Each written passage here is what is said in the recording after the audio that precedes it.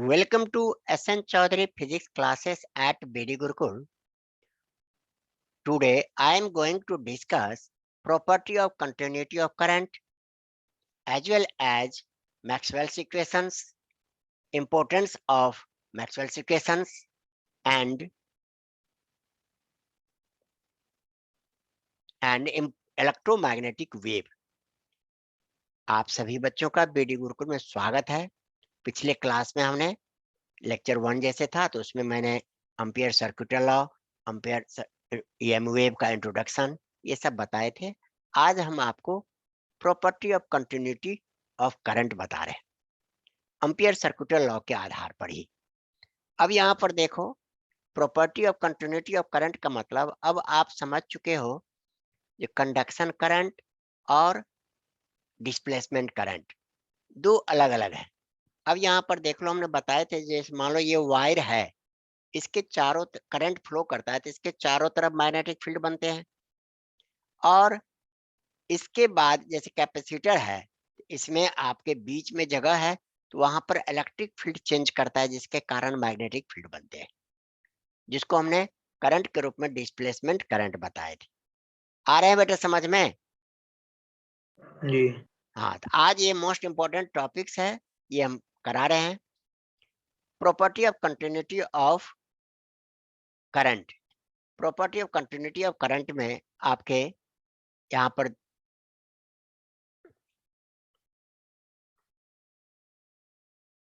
देखो, Maxwell modification of Ampere circuital law. सबसे पहले आपको देखना है Maxwell modification of Ampere circuital law. It is one of the most important topics of electromagnetic wave. ये electromagnetic का मोस्ट इंपॉर्टेंट टॉपिक्स है। यहाँ से कुछ न कुछ क्वेश्चन जरूर आ जाते हैं और आप जानते हो सीबीएसई में इस बार सीबीएसई का नया नोटिस मिला आपको बेटा। इन्होंने कहा है यदि कोरोना फिर से चेंज हुआ, बढ़ा, तो फिर से एमसीक्यू पेपर ही होगा। कहने का मतलब, जी। हाँ, यदि कोई प्रॉब्लम नहीं है तब तो आपका सिम एमसीक्यू नहीं बल्कि रिटेन पेपर होगा, long answer, short answer, very short answer type के। और यदि आपके ये होते हैं तो आपका ये हो गया एमसीक्यू टाइप के। इसलिए यहाँ पर जो नोट्स हम प्रोवाइड करते हैं और कई सारे बच्चों को मेंबरशिप के लिए हमने भेजा है नोटिस, वो मेंबरशिप लेके हमसे पीडीएफ ले सकते हैं, नोट्स ले सकते हैं। और ये नोट जो है इसका हर पॉइंट एक क्वेश्चन को शो करेगा, चाहे वो एमसीक्यू का क्वेश्चन। हाँ बोलो बेटा। रिटर्न वाला कितने मार्क्स का आएगा रहा तो? ये टोटल 50 मार्क्स के लेंगे जिसमें 35 के होंगे, काउंट करेंगे तो इस 35 का रिटेन पेपर होगा, 15 मार्क्स आपके प्रैक्टिकल में होंगे। तो आया बात समझ में? जी। हाँ, अब यहाँ पर देख लो, पहला है property of continuity of current. तो Maxwell's modification of Ampere circuital law gives close integral BDL equal to mu not I plus ID। अब हम जहां भी डिस्कस करेंगे मैग्नेटिक फील्ड के लिए तो हम कंडक्शन करंट को I कहते हैं और डिस्प्लेसमेंट करंट को ID कहते हैं, जो आप यहाँ कर्सर से देख सकते हो, यहाँ लिखा हुआ है। अब यहाँ पर क्या है, displacement current epsilon naught equal to where ID equal to epsilon naught d phi E upon dt। This is called displacement current. I equal to conduction current, जहां चार्ज फ्लो करते हैं, और इलेक्ट्रिक फ्लक्स को phi कहते हैं, across the loop C। अब यहाँ पर दिखा रहे हैं हम डायग्राम में, देखो आपको इस कहोगे सर ये कंटिन्यूटी ऑफ है क्या चीज, तो देख लो सम ऑफ, जैसे आपने पढ़ा है sum of potential energy plus kinetic energy is constant. MGH पढ़े हो ना बेटा पिछले क्लास में, law of conservation of energy. जी। हाँ, तो उसी आधार पर sum of conduction current and displacement current that is I plus ID has the important property of continuity along any closed path, although individually they may not be continuous। यदि हम केवल conduction current count करते हैं तो आपने पढ़ चुका है inconsistency of Ampere circuital law, वहां गलतियां आ रही थी। केवल डिस्प्लेसमेंट करंट करेंगे तब भी ये गलतियां आएगी, कारण मतलब दोनों मिलके कांस्टेंट होता है। अब इसी को दिखाने के लिए हमने यहाँ पर देख लो बेटा, डायग्राम बता देता हूँ। इसको प्रूफ करना है, ये कैपेसिटर एक है, कैपेसिटर का एक प्लेट लेफ्ट साइड में P है और राइट साइड में Q है। इस प्लेट के P से लेफ्ट साइड में आपको एक सर्कल बना दिया, ये वायर से द्वारा करंट फ्लो करता है, तो इसके चारों तरफ एक हमने ऐसे कंसीडर किया, जैसे ये करंट फ्लो करते हैं तो इसके चारों तरफ एक मैग्नेटिक फील्ड हमने कंसीडर किया। तो यहाँ पर ये हो गया कैपेसिटर से बाहर, और ऐसा ही लूप हमने भीतर में यूज किया C2। अब यहाँ पर ये imaginary surface C1, imaginary surface C2 है हमारे पास। अब इसमें जो हम निकालते हैं तो C1 पर भी निकालेंगे total current, sum of ID plus I, और C2 पर भी निकालेंगे sum of ID plus I। यहाँ पर देख लो बेटा, हमने जैसे स्विच ऑन किया, स्विच ऑन करते यहाँ की लिखा हुआ है, स्विच ऑन करेंगे तो यहाँ से कुछ करंट फ्लो करेगा प्लेट पर जमा होने के लिए, चार्ज के प्लेट पर चार्ज जमा होगा। तो लेकिन चार्ज जमा कैसे होगा? तो जब चार्ज यहाँ से फ्लो करेगा, इसके कारण यहाँ मैग्नेटिक फील्ड हो गया, यहाँ पर कंडक्शन करंट। और इसके भीतर में जैसे जैसे चार्ज P पर बढ़ता जाता है, वैसे माइनस चार्ज Q पर बढ़ता जाएगा। रिजल्ट क्या हो गया? इन दोनों के P और Q के बीच में इलेक्ट्रिक फील्ड एग्जिस्ट करेगा, बनेगा। ये इलेक्ट्रिक फील्ड जैसे जैसे चार्ज बढ़ता जाता है, वैसे वैसे इलेक्ट्रिक फील्ड आपको बढ़ता चला जाएगा। अब देखो, हम ये निकालना क्या है, इतना कहानी लिखने की जरूरत नहीं है। पेपर में जैसे आते हैं 2 नंबर 3 नंबर के क्वेश्चन में, लिखना क्या चीज है, देखो, the schematic diagram of situation is shown in figure. Figure में ये हमने डायग्राम दिखा दिया। अब देख लो, for loop C1, for loop C1 there is no electric flux. बेटा अब यहाँ पर देख लो, लूप C1 है, ये प्लेट से बाहर है, तो बाहर में तो कोई इलेक्ट्रिक फ्लक्स होगा नहीं। यहाँ पर हम जो निकालते हैं, यहाँ पर देख लो, तो फ्लक्स इक्वल टू 0, इसका मतलब d∅/dt इक्वल टू 0। जब फ्लक्स 0 है तो उसका चेंज हुआ नहीं, तो 0 रिजल्ट आ गया।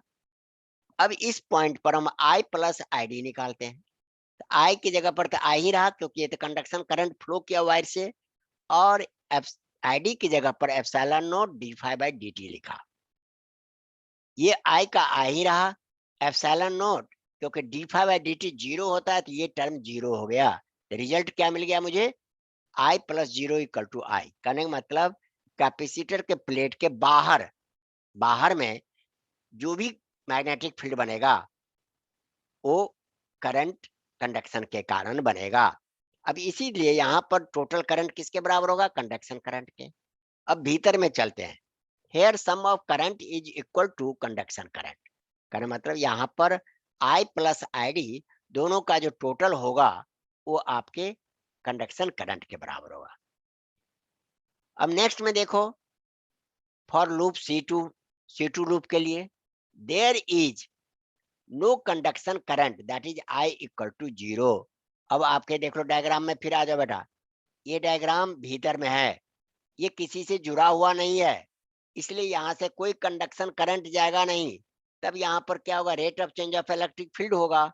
इलेक्ट्रिक फील्ड के चेंज करने से करंट बनेगा, जिसको हम कंडक्शन करंट कहते हैं। तो आप for loop C2 there is no conduction current that is I equal to 0। यहाँ पर I plus ID equal to, I की जगह पर तो हमने 0 लिखा, प्लस ID, और ID की जगह पर देख लो एप्सिलॉन नॉट d∅/dt लिखा। अब यहाँ पर नेक्स्ट लाइन में चलो, I plus ID equal to क्या हो गया? Epsilon naught d∅/dt। अब यहाँ पर d∅/dt की वैल्यू हम पुट करते हैं, जैसे देख लो simply, phi that is electric flux equal to EA होता है। E की value Q upon epsilon A into A और A कट गया, तो Q अपॉन एप्सिलॉन नॉट हमने डाल दिया किसके जगह पर? phi की जगह पर। तो देख लो बेटा, I plus ID epsilon naught d upon dt Q upon epsilon not लिखा हमने। अब ये एप्सिलॉन नॉट बाहर आ जाएगा, तो देख लो ये दोनों कैंसिल आउट हो गए, तो यहाँ बच गया क्या चीज? dq/dt। और dq/dt को हम करंट कहते हैं, that is equal to I। इसका मतलब I प्लस ID यहाँ भी I के बराबर ही हुआ।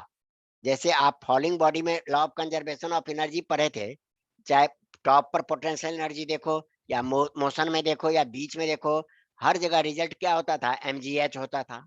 इसी तरह से यहाँ पर I plus ID conduction current plus displacement current, ये दोनों मिलके हमारे आई के बराबर होंगे।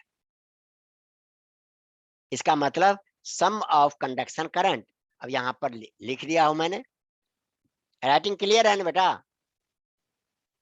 जी। हाँ, from equation first and equation third we conclude that sum of I plus ID has the same value on the left side and right side of the plate P. P plate के, जैसे ये P plate था, इसके right side भी और left side भी सम of current हमारा I के बराबर ही होता है। Hence I plus ID has property of continuity although individually they may not be continuous। यदि अकेला हम लेते तो ID छूट जाता, कंडक्शन लेते, आईडी लेते तो कंडक्शन छूट जाता, तब रिजल्ट हमारा सही नहीं आता। इसका मतलब sum of conduction current and displacement current is zero. आगे बेटा समझ में? जी। हाँ, ये प्रूव करने के लिए आपको देंगे। इसके बाद आ जाओ, हमने पिछले क्लास में भी आपको मैक्सवेल्स के बारे में बताए थे। You are a great mathematician, ये इतने बड़े मैथमेटिशियन थे जो आपको बहुत सारे क्वेश्चन जो थ्योरेटिकली था उसको मैथमेटिकली उन्होंने प्रूव किए। अब इसी आधार पर Maxwell's equation and Lorentz force, अब यहाँ पर ये टॉपिक्स है हमारा। अब देखो बेटा, मान लो आप न्यूज़पेपर पढ़ते हो। नहीं, कभी कभार। हाँ, मान लो न्यूज़पेपर आप पढ़ते हो और न्यूज़पेपर में हर एक सैटरडे संडे या किसी भी दिन पोइम्स, कविता हिंदी में चाहे इंग्लिश में आते रहते हैं। आपने उन कविताओं को एक जगह कलेक्शन किया और कलेक्शन करने के बाद जिसने भी वो कविता लिखा उसके नाम से एक कविता संग्रह या कलेक्शन ऑफ पोएम्स जिसको कहते हैं, एक आपने किताब छपा दिया। तो किताब, कविता लिखने वाला तो कोई और है, लेकिन किताब के ऊपर छपाए आप हो, तो आपके नाम पर लिखा जाएगा संकलन करता अमान। अब आपको उसका मीनिंग एक्सप्लेनेशन भी आना चाहिए। इसी तरह से मैक्सवेल ने क्या किया, जो लॉज उस समय था थ्योरेटिकली, उसको उन्होंने एक्सप्लेन किया मैथमेटिकली, और साथ साथ ये बताया जो भी इलेक्ट्रिक और मैग्नेटिक फेनोमेना है उन सभी को हम इस कुछ लॉज के आधार पर प्रूफ कर सकते हैं बेसिकली। इसका मतलब सभी फेनोमेना का ये बेसिक इक्वेशन बन गया, और इसलिए उन्होंने इसका नाम रखा मैक्सवेल्स इक्वेशंस। मान इक्वेशन है किसी और का, लेकिन मैथमेटिकली एक्सप्लेन करके आगे बढ़ाया मैक्सवेल ने, इसलिए इसको कहते हैं मैक्सवेल्स इक्वेशंस। अब यहाँ पर क्या क्या लिखना है देख लो। पहला मैक्सवेल्स इक्वेशन देखो, Maxwell formulated a set of equation involving electric and magnetic field and their source। Maxwell ने एक सेट ऑफ इक्वेशंस निकाला जिसमें इलेक्ट्रिक मैग्नेटिक फील्ड और उसके सोर्स के बारे में था, the source charge and current. These equations are known as Maxwell's equation. फिर से देख लो, Maxwell formulated a set of equations involving electric and magnetic fields and their sources, the charge and current। Charge के आधार पर, current के आधार पर। These equations are known as Maxwell's equation। Generally बच्चे क्या समझेंगे, ये इक्वेशन किसने बनाया? मैक्सवेल ने। लेकिन मैं क्या कर रहा हूँ, ये इक्वेशन मैक्सवेल ने नहीं बनाया, बल्कि उन्होंने एक्सप्लेन करके सारे इलेक्ट्रिक मैग्नेटिक फेनोमेना को प्रूव किया, इसलिए इन इक्वेशन में इनका नाम आ गया। अब इसी आधार पर मैक्सवेल्स इक्वेशन में पहला देखो, पहला पॉइंट आपने पढ़ा बी में, these equations along with Lorentz force formula explain mathematically all the basic laws of electromagnetism। Means electric और मैग्नेटिक फील्ड वगैरह वाला जितना भी बेसिक लॉज है सबको इन्होंने एक्सप्लेन कर दिया। अब इसी आधार पर मैक्सवेल्स इक्वेशंस, अब यहाँ पर देख लो सेकंड पॉइंट, ये आपके इंट्रोडक्टरी में ये तो पॉइंट आपको याद रखे, हर पॉइंट एक क्वेश्चन के बराबर है बेटा। अब यहाँ पर देखो मैक्सवेल की, Maxwell's equation in absence of any dielectric और magnetic material, कहने मतलब कहीं डाइलेक्ट्रिक नहीं हो, मैग्नेटिक मटेरियल नहीं हो, कहने मतलब vacuum space, the four Maxwell's equations are, इन्होंने चार इक्वेशन क्या क्या दिया वो देखो। पहला इक्वेशन दिया surface integral EDS equal to Q upon epsilon naught. कौन सा लॉ है ये, बोलो बेटा, आप पढ़े हो? This equation is Gauss's law in electrostatics.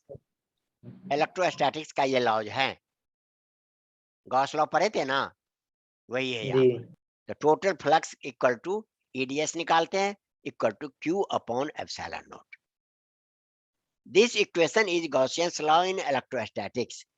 अब इस लॉ से क्या है, this importance of this law, this law predict that isolated charge exist. जैसे पॉजिटिव चार्ज एग्जिस्ट हो सकता है अकेले में, निगेटिव चार्ज अलग से हम प्रोड्यूस करके रख सकते हैं। ऐसा नहीं है कि जब बनेगा तो दोनों बनेगा, हम अकेले अकेले प्लस और माइनस दोनों चार्ज को रख सकते हैं, माने एग्जिस्ट होता है। तो इस लॉ का सबसे बड़ी बात हो गई, माने प्लस भी एग्जिस्ट कर सकता है अकेले में और माइनस भी एग्जिस्ट कर सकता है अकेले में। दूसरा देखो, surface integral of BDS equal to 0, ये बताता है मैग्नेटिक फ्लक्स के बारे में। ये भी गॉस लॉ ही है, हम आपको बताए थे मैग्नेटिक फील्ड के time, Gauss's law in magnetism. अब यहाँ पर बीडीएस इक्वल टू रिजल्ट क्या निकला उनको, 0। इसका मतलब ये उन्होंने लगाया कि प्लस से जितने लाइन बाहर जाएंगे माइनस के कारण उतने लाइन आ जाएंगे। जितने मैग्नेटिक फ्लक्स आउटवर्ड था उतने ही मैग्नेटिक फ्लक्स इनवर्ड हो गया। तो गेन क्या हुआ बेटा, जितना आया उतना चला गया, तो प्राप्ति तो कुछ नहीं हुआ ना। ये क्लोज सरफेस के लिए है ना। हाँ, मान लो किसी सरफेस में, इसके आधार पर उन्होंने ये कहा, इसका मतलब है वहां पर नॉर्थ पोल भी है और साउथ पोल भी है। यदि अकेले नॉर्थ पोल रहता तो इसका रिजल्ट 0 नहीं निकलता, अकेले साउथ पोल रहता तब भी 0 नहीं निकलता। इसका मतलब ये दोनों पोल मौजूद है, और एक नॉर्थ पोल है एक साउथ। नॉर्थ के कारण लाइंस बाहर जाते हैं और साउथ के कारण लाइंस अंदर आते हैं। इस तरह से इस लॉ का क्या इंपॉर्टेंस हो गया, this law, this is Gauss's law in electromagnetic magnetostatics. This equation confirm the absence of magnetic monopole। कहने का मतलब, आप जो चाहोगे केवल नॉर्थ पोल बनाएं या साउथ पोल बनाएं, ये पॉसिबल नहीं है।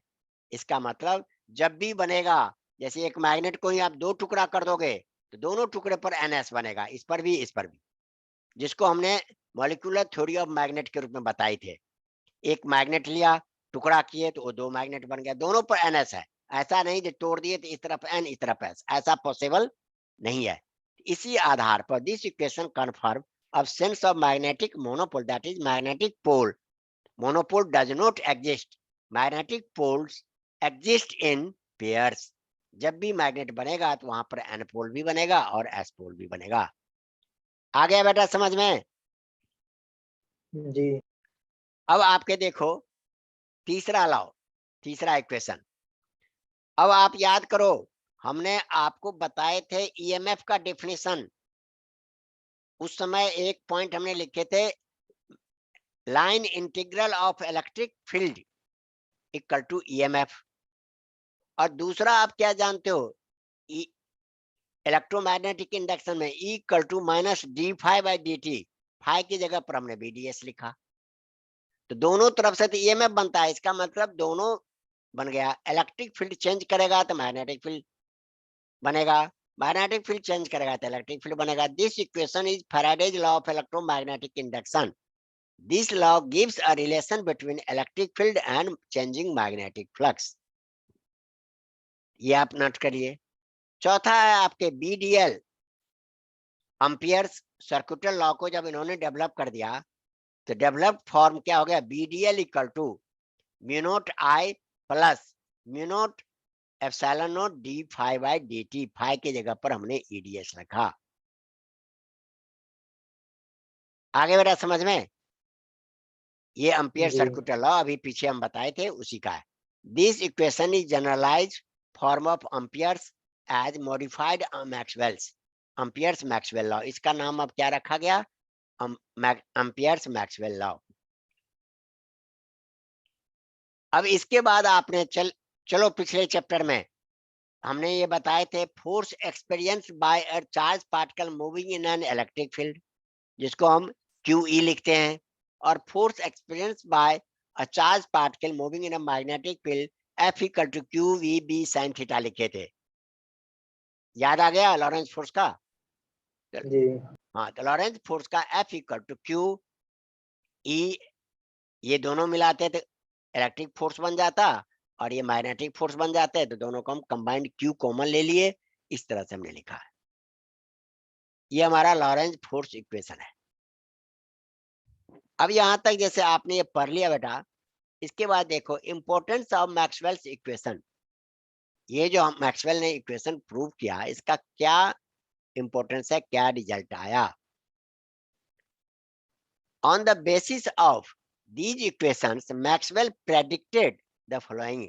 मैक्सवेल ने ये निम्नलिखित भविष्यवाणियां की। Predict the following facts. पहला, an accelerated charge is the source of electromagnetic wave. जहां भी चार्ज एक्सेलरेटेड होगा तो वहां पर इलेक्ट्रोमैग्नेटिक वेव बनेंगे। एन एक्सेलरेटेड, यहाँ लिखे an accelerated charge is the source of electromagnetic waves. दूसरा पॉइंट है हमारे पास, the electromagnetic waves can propagate through the space with speed of light. ये स्पेस में ट्रेवल कर सकता है स्पीड ऑफ लाइट से, जिसका वैल्यू इन्होंने निकाला 3 × 10⁻8 मीटर पर सेकेंड। अब इसके बाद यहाँ देखो, electromagnetic waves is of transverse in nature. Transverse nature, जैसे आपके पानी में एक पत्थर फेंकते हो तो वेव ऐसे ऐसे बनते हैं ना पानी का, जिसमें जी वेव ऐसे जा रहा है और पार्टिकल ऊपर नीचे वाइब्रेट करता है, इस तरह से। इस तरह से बनते हैं transverse nature. Light itself is an electromagnetic wave as it is transverse in nature and it moves in a space with a speed of light, a speed of 3 × 10⁸ metre पर सेकेंड। इस आधार पर उन्होंने बताया लाइट हमारा जो है electromagnetic wave है। तो हम आपको बताए थे जब हाइजेंस ने वेव थ्योरी दिए थे तो उनसे यही पूछा गया था मीडियम क्या होगा। अब इन्होंने उस समय तक तो नहीं कर पाए, लेकिन जब मैक्सवेल ने उसको एक्सप्लेन किया तो मैक्सवेल ने प्रूव करके दिखाया कि भाई ये इलेक्ट्रोमैग्नेटिक वेव है, इसके लिए किसी मीडियम की जरूरत नहीं है। स्पेस में जो इलेक्ट्रिक फील्ड है, मैग्नेटिक फील्ड है, उसके आधार पर ये ट्रेवल करते हैं। आगे बेटा समझ में यहाँ तक? जी हाँ, अब आप आ जाओ इलेक्ट्रोमैग्नेटिक वेव। अब देखो इतना देर से आप पढ़ रहे थे इंट्रोडक्शन, अब सबके बाद अब आया electromagnetic wave. According to Maxwell's, the electromagnetic waves are those waves in which there are sinusoidal variation of electric and magnetic field vectors at right angles to each other as well as right angle to the direction of propagation। जैसे हमारे पास है ये y को electric field माना, अब यहाँ पर गिरे हुए को देख लो, मेरे तरफ आ रहा है ये अंगूठा, इसको मैग्नेटिक फील्ड माना, तो इस तरह से वेव बढ़ेंगे, इसको कहते हैं इलेक्ट्रोमैग्नेटिक वेव। अगेन चेक करो, according to Maxwell, electromagnetic waves are those waves in which there are sinusoidal variation of electric magnetic field vectors at right angles to each other as well as at right angles to the direction of wave propagation। जहां पर electric field और magnetic field दोनों एक दूसरे का 90 degree पर हो, दोनों में चेंज एक साथ हो रहा है और सेम टाइम पर सेम चेंज हो रहे हैं, इस आधार पर हम कहते हैं तब जो वेव बनेगा उसको हम इलेक्ट्रोमैग्नेटिक वेव कहते हैं। ये तीनों के तीनों 90 पर होते हैं। एक चीज तो हमेशा ध्यान रखना है, इसी में क्वेश्चन पूछ लेगा ये इलेक्ट्रिक फील्ड और मैग्नेटिक फील्ड के बीच में क्या रिलेशन है या वेव के बीच में क्या रिलेशन है, तो ऑल आर पर म्यूचुअली परपेंडिकुलर, ये भी हो सकता है, बराबर दे देंगे, छोटा दे देंगे, इस तरह से आपके क्वेश्चन बना देते हैं। Now, second point, both these fields vary with time and space and they have same frequency। दोनों फील्ड का, इलेक्ट्रिक फील्ड का भी और मैग्नेटिक फील्ड का भी फ्रीक्वेंसी सेम होता है, एक टाइम के साथ बदलते हैं एक साथ। तीसरा point, the electric vector E and magnetic field vector B are vibrating along y axis and z axis। का मतलब y axis, y हमारा खड़ा हो गया, इस तरह से जो बनेगा ये इलेक्ट्रिक वेक्टर, और ये z हमारा हॉरिजॉन्टल है, इस तरह से जो बनेंगे वेव उसको मैग्नेटिक फील्ड का कहेंगे। एक इधर से बन रहा है, एक ऊपर से बन रहा है, तो इससे इसके जो वेव बनेंगे इसको हम ईएम वेव कहते हैं। कहने मतलब इलेक्ट्रिक वेक्टर यदि ई में ई और वाई के अलोंग हो, मैग्नेटिक वेक्टर्स बी जेड के अलोंग हो, तो एक्स के अलोंग होगा electromagnetic wave. Check again the cursor देखो, the electric vector E and magnetic field vector b are vibrating along y axis and z directions, and propagation of e wave is shown in figure in x direction. अब इसी को diagram में कैसे बनाएंगे, तो 3D diagram बनाने के लिए देख लो बेटा हमने कैसे बना दिया। हमने सिंपली एक तो x खींचते हैं, y खींचते हैं। अब y के ऊपर हम क्या करेंगे, वर्टिकल ऐसे करके हमने ये बना दिया। अब ये बना के इसमें डिजाइन जो हमने बना दिया, ये खड़े, ये 3D डिजाइन शो करता है, देखने में लगते हैं भाई 3D की तरह, जी जैसे दो पत्तियां होते हैं। ये वर्टिकल है और ये डाउनवर्ड में है, ये वर्टिकल हो गया, और हॉरिजॉन्टल वाले को हमने इंक्लाइंड इंक्लाइंड टाइप के लाइन बना दिए जिससे कि दिखाई पड़ता है। अब यहाँ पर देख लो, ये जैसे माले में मोती रहते हैं उस तरह से एक ये हो गया, एक ये हो गया, ये दोनों मिलके एक वेव बन गया जिसको हम कहते हैं इलेक्ट्रोमैग्नेटिक वेव। इस तरह से ये आगे बढ़ता चला जाएगा। Envelope of electric field intensity vectors. अब इसी देखो fourth point, Maxwell also found that the EM wave should travel in free space और vacuum with speed given by, उन्होंने स्पीड कह दिए आपको 3 × 10⁸ हमने लिख दिया मीटर पर सेकंड। रियल में वो नहीं होता है, ये होता है 2.99 होते हैं बेटा, लेकिन कैलकुलेशन में आसान हो इसलिए हम 3 × 10⁸ लेते हैं। अब उसका स्पीड निकालने का उन्होंने फार्मूला दे दिया, सी स्पीड ऑफ लाइट 1 या ईएम वेव को √μ0 × म्यू0 और एप्सिलॉन नोट के रूप में दे दिया। अब फिफ्थ पॉइंट है, देखो अब यहाँ पर ये हो गया वैक्यूम का स्पीड निकालने का। यदि अब आप कहते हो किसी मीडियम में जाएगा, तो मीडियम का एप्सिलॉन अलग होता है, डाइलेक्ट्रिक कांस्टेंट और मैग्नेटिक परमेबिलिटी अलग अलग होते हैं। तब हम कैसे करें, if the velocity of EM wave in a medium is given bye v, किसी मीडियम में रहे तब उसके वेलोसिटी को v लिखते हैं, फ्री स्पेस में रहे तो c लिखते हैं, 1/√μ एप्सिलॉन। लेकिन हम क्या जानते हैं, म्यू इक्वल टू μ0 होता है और एप्सिलॉन इक्वल टू ε0 इसमें से μ0 ε0 को हमने बाहर कर लिया, तो 1/√μ एप्सिलॉन ये बच गया। अब इसकी वैल्यू तो हम जानते हैं बेटा, देखो 1/√μ0 E0 को तो हम c लिखते हैं, यहाँ c लिख दिया, तो c × 1 c ऊपर चला गया। अब आप इसी के आधार पर एक्सप्लेन कर सकते हो, जैसे लाइट पास कराते हैं ग्लास में, वाटर में, एयर में, वैक्यूम में, सबसे ज्यादा स्पीड किस में होगा, वैक्यूम में। जो भी मीडियम डालेंगे तो मीडियम के नंबर से उसको डिवाइड करेंगे तो उसका स्पीड घटता चला जाएगा। इसलिए कहते हैं चाहे जो भी मीडियम है जिसमें लाइट का स्पीड कम हो जाता है उसको हम डेंसर मीडियम कहते हैं। आगे बेटा समझ में? जी हाँ, अब ये फॉर्मूला सब याद रखोगे तो इसी पर न्यूमेरिकल ऑब्जेक्टिव टाइप के बनेंगे। इस बार हम आपकी या किसी के कहने से काम नहीं करेंगे। इस बार देखो हर चैप्टर का हम बताएंगे, उसका लॉन्ग आंसर शॉर्ट आंसर सारे देंगे और साथ साथ न्यूमेरिकल देंगे। जो न्यूमेरिकल बना के दिखाना है, जो नहीं बनेगा हमसे पूछोगे, जी जी तब ये आपका कॉन्फिडेंस लेवल बढ़ेगा। और नहीं तो इस बार सारे बच्चे क्या किए, एमसीक्यू आ रहा है, एमसीक्यू पूरा ओरिजिनल जो नोट्स था उसको किसी ने हाथ नहीं लगाया। एमसीक्यू बाजार में जो आते हैं उस किताब को पढ़ने बैठ गया। और सभी बच्चे धोखे खाए हैं कि नहीं आए हैं, बताओ। सैंपल पेपर से आया है क्वेश्चन? नहीं हाँ, यहाँ नॉलेज की बात होती है, वहां सैंपल पेपर काम नहीं करेगा। इसलिए इस बार हम किसी को मौका नहीं देंगे। और शुरुआत आप ही के क्लास से की है, सबसे पहले आप ही को किए हैं। वो बच्ची भी बोली थी लेकिन उसको सैटरडे संडे ऑफ कर दिए हैं। अब यहाँ पर देख लो examples of EM wave. EM wave are radio waves, microwaves, infrared rays, light waves, UV rays, X rays, gamma rays, ये सारे आपके ईएम वेव के ही वैरायटी हैं।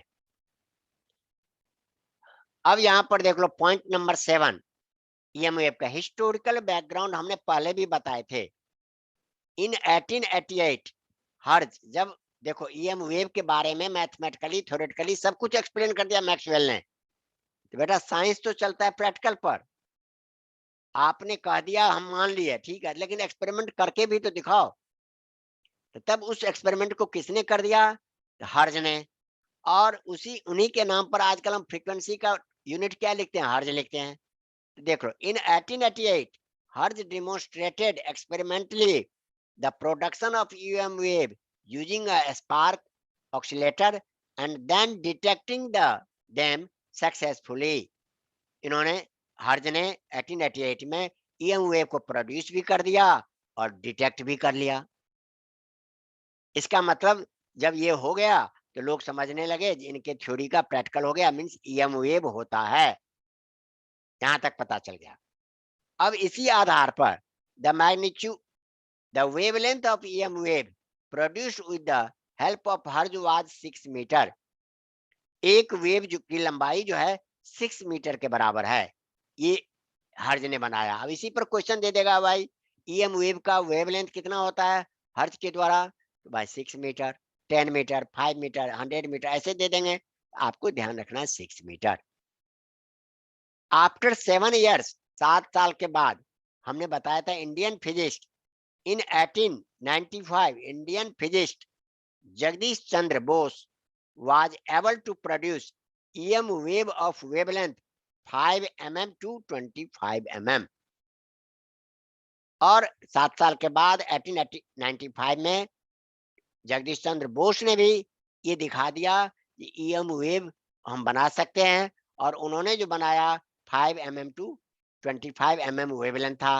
लेकिन आपको हम बताए थे that time India was a slave country, और गवर्नमेंट नहीं चाहता था जिनका रुतबा बढ़े, इनका पोस्ट बढ़े, इज्जत बढ़े, इसलिए इनके ऊपर लिख दिया गया द जगदीश चंद्र बोस का जो है ये लैब से कन्फाइंड टू लेबोरेटरी, कहना मतलब इनका एक्सपेरिमेंट लेबोरेटरी तक ही हुआ, फील्ड पर नहीं हुआ। जबकि जब हम वायरलेस से एक रूम से दूसरे रूम बात कर सकते हैं, तो कल का डेवलप करके हम सैकड़ों किलोमीटर आगे से भी बात कर सकते हैं, लेकिन इनके नाम नहीं आया और इनको यही लिखा। ठीक इनके 1 साल के बाद इसी के ऊपर रिसर्च करते हुए गैलीलियो मार्कोनी, इटली के थे, 1896 Marconi discovered if one of the spark gap terminal of the Hertz, Hertz के स्पार्क गैप जो है terminals of Hertz oscillator is connected to an antenna and other terminal is earthed. एक terminal को यदि हम antenna बना दें, जैसे ऑक्सीलेटर का कहते हैं भाई एक प्लस एक माइनस है, तो एक को हम अर्थ कर देते हैं, एक को एंटीना बना देते हैं, then EM waves produce can go up to several kilometre, तब ये ईएम वेव सैकड़ों किलोमीटर आगे तक चला जाएगा। और इसी के आधार पर उन्होंने 50 किलोमीटर चौड़े इंग्लिश चैनल के आर पार उन्होंने बातचीत किया। तो इस तरह से वायरलेस शुरुआत हो गई, और इन्हीं के आधार पर हम कहते हैं father of wireless communication is Marconi. आ गए बेटा समझ में?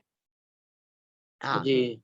अब यहाँ पर देखो these waves could be detected at a large distance by making use of antenna and earth system. Earth system और एंटीना के द्वारा इसको हम यूज कर सकते हैं।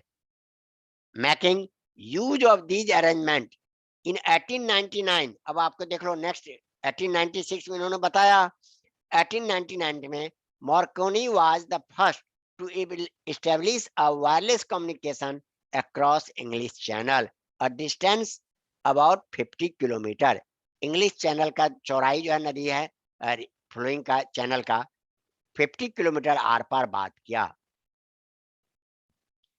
शुरुआत हो गई। An accelerated, point number 8, an accelerated charge emits EM wave, इस तरह से जो भी एक्सेलेटेड चार्ज होगा उनसे ईएम वेव का प्रोडक्शन होगा।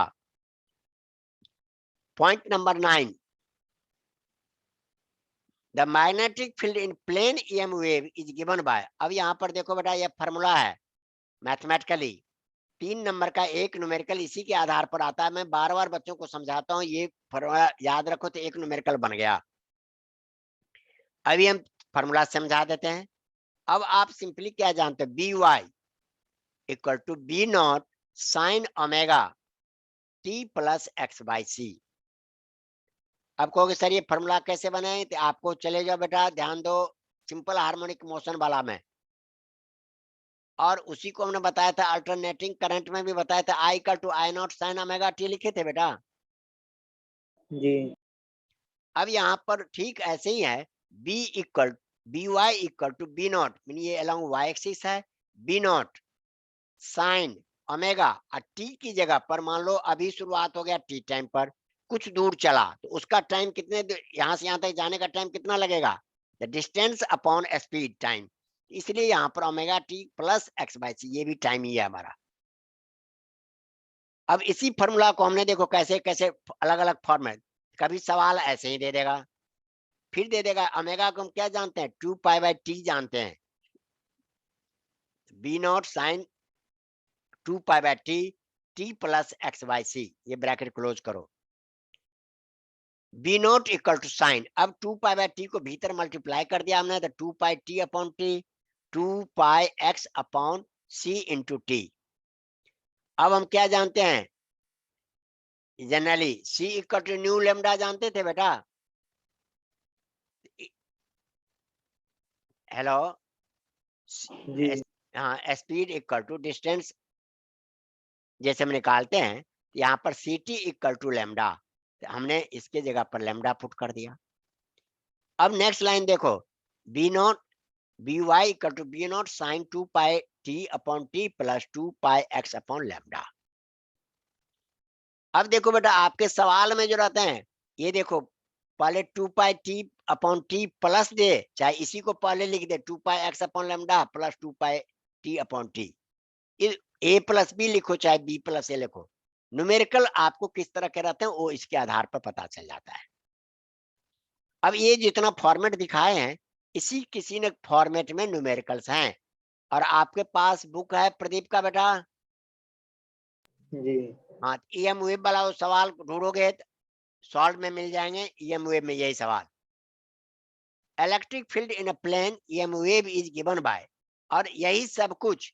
अब बी की जगह पर ई लिख दो इलेक्ट्रिक फील्ड के लिए, E equal to E not sine omega T plus X by C, E equal to E not sine 2 pi T bracket T plus X by C, E not sine 2 pi T plus 2 pi x upon C T की जगह पर lambda लिख देते हैं, E not sine 2 pi T plus 2 pi x upon lambda, और E not sine 2 pi X, X वाले को हम पहले लिखे हैं 2 pi x upon lambda plus 2 pi t upon T. अब इस पर न्यूमेरिकल कैसे रहते हैं सुन लो ध्यान से, न्यूमेरिकल्स रहते हैं आपको एक सवाल दे देगा ऐसे ही लिख के, ऐसे लिखा हुआ, आप कहोगे सर क्या सवाल दे देगा, यहाँ पर कुछ वैल्यू दे देंगे और एक्स लिख देंगे, यहाँ कुछ वैल्यू दे के टी लिख देंगे। अब आपको कंपैरिजन करना है इसके साथ, तो कंपैरिजन करोगे तो जो अननोन है वो आराम से निकल जाएंगे। अब EM वेव में, अब थोड़ा पीछे चलो बेटा, आपको हम वेलोसिटी सेलेक्टर बताए थे, जी electric field upon magnetic field, the relation between E not और बी नॉट, इसका relation C equal to speed of light equal to E not upon B not. ये इस तरह से हमने ये पूरा का पूरा 7 पेज आज फिर दूसरा लेक्चर पूरा कर दिए। आपको ये पूरा पूरा याद करना है और कोई भी पॉइंट छोड़ना नहीं है, 1 डे गैप करके ले लो या जैसे करो, लेकिन आपको जो हम बताते हैं हर पॉइंट एक क्वेश्चन को शो करता है। अब यहीं पर देख लो, ये जितने भी हमने पॉइंट बनाए हैं अलग अलग फॉर्मेट, इसके ऊपर भी सवाल हो सकता है, इस तरह का भी सवाल हो सकता है, इस तरह के भी हो सकते हैं, इस तरह के भी, इस तरह के, ये सारे फॉर्मेट पर अलग अलग न्यूमेरिकल्स बन सकते हैं। अब नहीं जिनको याद रहता है तो वो तो एक याद कर लेगा, और जिनको याद रहेगा तो भाई जिस फॉर्मेट में सवाल है उसी फॉर्मेट में बना के दिखा दिए। आगे समझ में यहाँ तक? जी तो बेटा यहाँ तक ओके कर लोगे? जी। हाँ, एनी प्रॉब्लम, कोई प्रॉब्लम है तो बताओ, मैं फिर उसको रिवाइज कर दूं। इसमें जो अभी वाली इक्वेशन थी नीचे ए और बी, इसमें क्या डिफरेंस था? कहाँ पर बेटा ये इक्वेशन? जी, ए और बी इनमें क्या डिफरेंस है? ए यहाँ कहाँ पर है और बी? अच्छा ए, ए ये मैग्नेटिक फील्ड के लिए है।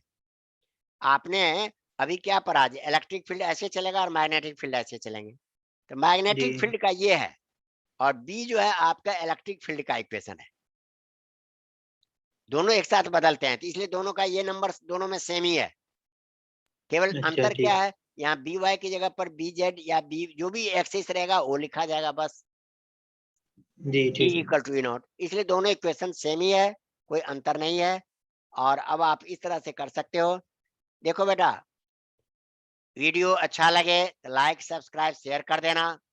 साथ साथ इसमें एक चीज और ध्यान रखना, आपके जो फ्रेंड सर्कल है या उनको भी जैसे प्रमोट कर देते हैं, उन लोगों के पास भी शेयर कर दोगे तो बेनिफिट मिल जाएगा। और अभी अभी आप लोगों को बताए हैं, ये यूट्यूब पर हमें ज्वाइन बटन भी मिल गया है, जिस पर ज्वाइन बटन पर यदि कोई बच्चा ज्वाइन करता है तो उनको मंथली 30-40 ऐसे करके कुछ पैसे लगते हैं, और उनके पास पीडीएफ चला जाता है। आप लोग तो मेरे स्टूडेंट हो तो आपके पास तो प्रॉब्लम नहीं होगा, लेकिन उन बच्चों के पास चला जाता है जिनको चाहिए। इसलिए लाइक सब्सक्राइब करके ज्वाइन बटन भी लेने का प्रयास करना भाई, पॉकेट खर्चा रखता है। जी थोड़ी बहुत। हाँ भाई, थोड़ी बहुत। भाई तो कितना थोड़ी बहुत, 25-50 रखता है रुपये की नहीं रखता है? जी हाँ तो बेटा वही है, आपके 3 तरह के बटन है, एक 29 रुपीज का है, एक 59 का है, एक 89 का है। उसमें जो भी बच्चा लेना चाहेगा मेंबर लेगा, पेमेंट करेगा, कुछ यूट्यूब में चला जाएगा पेमेंट, नंबर बन जाएंगे। चलो बेटा, थैंक यू।